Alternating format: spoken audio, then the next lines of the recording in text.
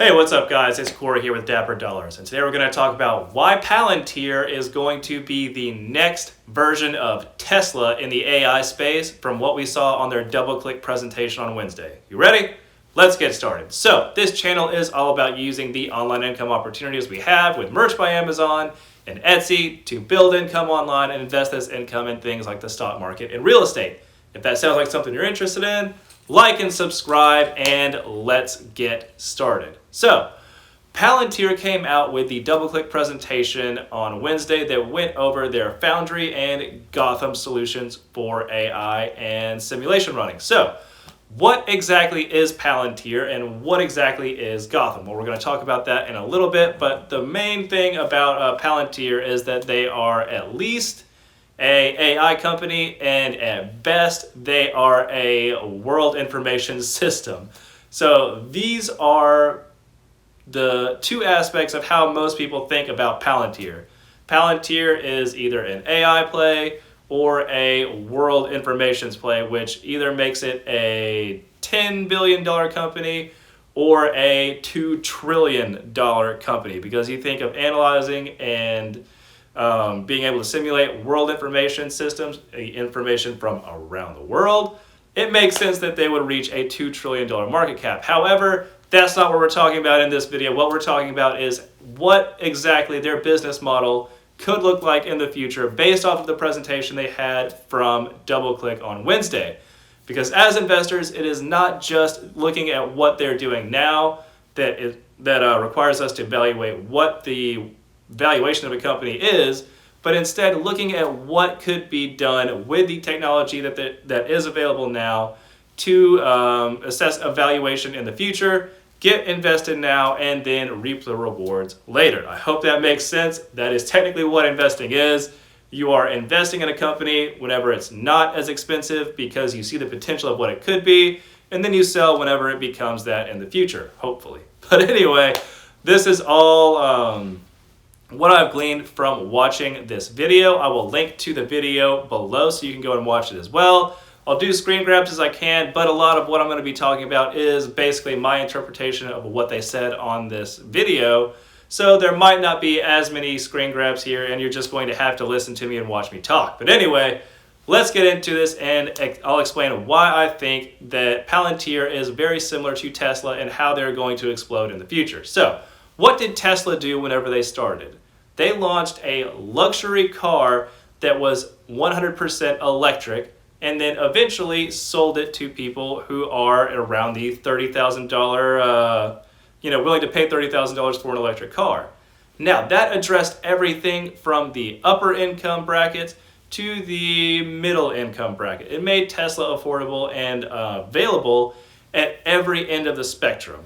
It was basically the same thing at the luxury end as it was at the $30,000 end, just minus a lot of the bells and whistles. So this is essentially how Palantir looks like it's going to play out in the future. Because as we'll talk about, they have some amazing things that they're doing, and the government use of Palantir is incredible as far as what they're able to do. The Gotham program that Palantir offers the government is able to take and analyze many aspects of battlefield situations as far as ammo, personnel, landscape, what exactly is the environmental systems, and run simulations based on what would be the best form of attack or the best way to defend a situation. Whereas Foundry is an enterprise solution for businesses. And right now Foundry is mostly used by the medical and NHS. And there are a bunch of other companies that use Foundry. However, what they talked about in this video is mostly, at least at the beginning, the medical and NHS field, and it really showed how this could be used to expand or, I guess, be compressed later for most people in the world. So, Tesla made basically one product that was able to be parsed down into something that was affordable across all asset classes. And let's talk about how Palantir is likely going to do that now, because Palantir, with their Foundry system through this presentation, showed that data is able to be collected in hospitals, and it is able to be, hold on, let me look at this. It takes and runs simulations based on the information that is provided, and it gives restrictions on who is able to see this information. So, information is put into the system, and then one person designates who is able to see this information and run certain simulations to see what the outcomes would be for a given attempt or based on the information they have. Now, this is great because it provides a level of protection for the person in charge, and it doesn't allow the people at the bottom to access more of the information than they need, and they only have what they need to do what they have been assigned, and so it's very effective for them to be able to accomplish their task. Now, think about this in a business perspective. A business owner who is able to input their business information into Palantir. Let's say you have a car dealership or something in a local area. You're able to input how many cars you've sold, what type of car it is, the base level, the upper models, the income of the people in your city, and a lot of the other demographic information that you can put in as a car dealer in a specific area of the United States. Then you're able to have someone who works for you run simulations based on what is the information that we have available to us, times of the year, when everything is selling, and things like that. And you see that it is not very dissimilar from the hospital situation. And this is where I got the realization that this is basically Tesla just in AI form. Palantir has built something that is incredibly effective in a lot of different areas. However, it can be parsed down into something that can be useful for almost anybody. You could use this in your personal life if you wanted to input your personal information and, let Palantir know your personal finances, your health history, your background as far as what your spending habits are and what your career trajectory is. And I am very confident that Palantir could give you a very good life plan for your future. That is a little haunting because technology I don't think should be involved that much in our lives.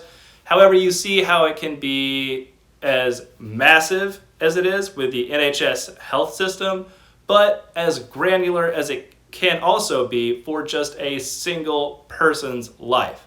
That is what makes Palantir so interesting. You are able to, and I know I've said this multiple times, but it bears repeating, that you are able to take something that can be disassembled and made accessible for a smaller person and then reassembled back if you wanted to grow as well. And we'll talk about how that's going to be beneficial for Palantir later. Most of you have likely connected the dots, but we'll connect those dots in a very distinct fashion in just a second. So whenever it comes to analyzing data, and later in this presentation, they talked about how the data can be analyzed by Palantir and how this data can be shared, because that is one of the things that I saw in this video that truly was a light bulb moment, because they talked about archetypes and data access. So with the data that is put into, whenever they talked about in this video, they put data from a hospital into Palantir to run, analyze, and sort out the best method of treatment for people with lung cancer and things like that. However, this information is able to be shared with other hospitals and users in the system so that everyone's data is put into one spot and all the simulations can be run at the same time. So you're not just working with your set of data, you're potentially able to access other people's data as well and include that in your results. So again, let's think about this in a business perspective, because I see this as where Palantir is going. Palantir has made this product that is greatly effective in the NHS space, but can also be applied to a lower version of what they're working with now. So imagine we have this car dealership again, and this could technically be an archetype. So whenever they explain an archetype within Palantir, an archetype is basically a preset of data that is applicable to different situations. Now this was later on in the video whenever they were talking about the industrial sector. I think they were talking about like a shipping and producing company. But imagine you have this archetype of a car dealership that Palantir has already sold to maybe 10 other car dealerships in the US. So they sell you a car dealership archetype. Let's say this is basically your base level of Palantir, and you want to maybe add to this archetype with the information from a car dealership in another area of the US that matches your demographic and the things that you are selling and the demographics of the people who are around you that are likely buying from you. So essentially it's the same version of your business, just in a different part of the US. This is an opportunity that I see in the future for Palantir to allow people who use Palantir to monetize their data and to basically help Palantir monetize as well.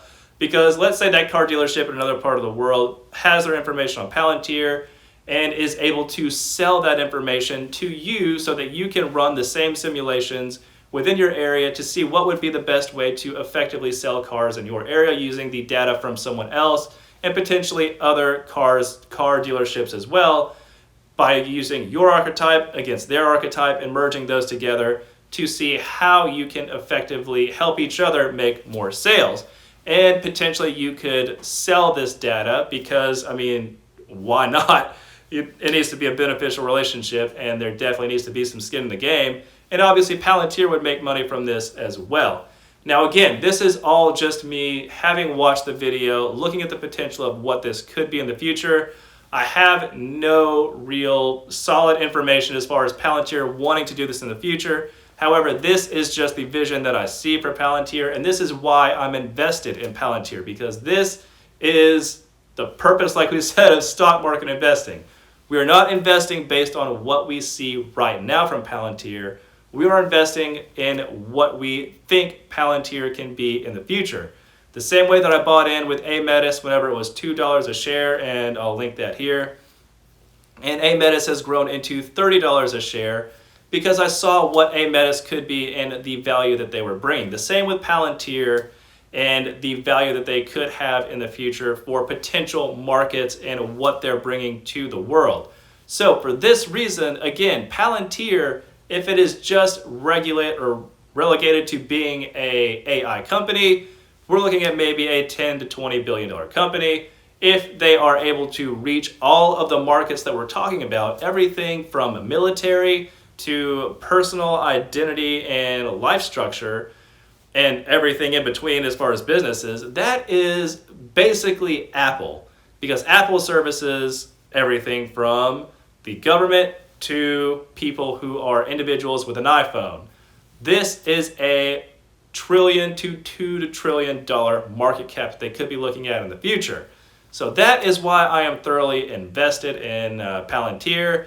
I have basically put all of my money in this, and I am banking on Palantir doing well. However, they haven't been doing well the last few days, so hopefully that changes pretty soon. But this is my bull case on Palantir and how I see them behaving just like Tesla. Because Tesla, like we said, had the same base product, except they went really hard in one direction and made it super luxury, but they could take all of those bells and whistles away and parse it down to something that was very affordable for the common person in America. In the same way, Palantir has this opportunity. They have the Foundry system that is just loaded with all of these archetypes right now and the potential to have this amazing piece of equipment. However, all of these archetypes and features within Palantir can be taken away and parsed down to something that is very simple and useful for a business. And if the business wants, they can purchase these archetypes and essential features from Palantir and build it up. So Palantir is in a great position to offer their technology to everyone from government to the individual. So this, in my opinion, is why they are going to be worth a $2 trillion market cap in the future. That means that their stock is likely going to 10 to 30x in the future, in my opinion. But however, let me just finish this by saying I am not a financial advisor. Consult someone who is a professional financial advisor before you make any decisions about your money. Everything I've said in the past and everything I'm going to say is just my opinion and for entertainment purposes only. I think that Palantir is a great stock. However, again, consult your professional financial advisor before you make any decisions about your money. So yeah, that is why I am definitely excited about Palantir. I think they're going to do great, but again, only time will tell. And I hope you guys have a great weekend. And remember, someone is going to do something amazing every day, guys. Why not you?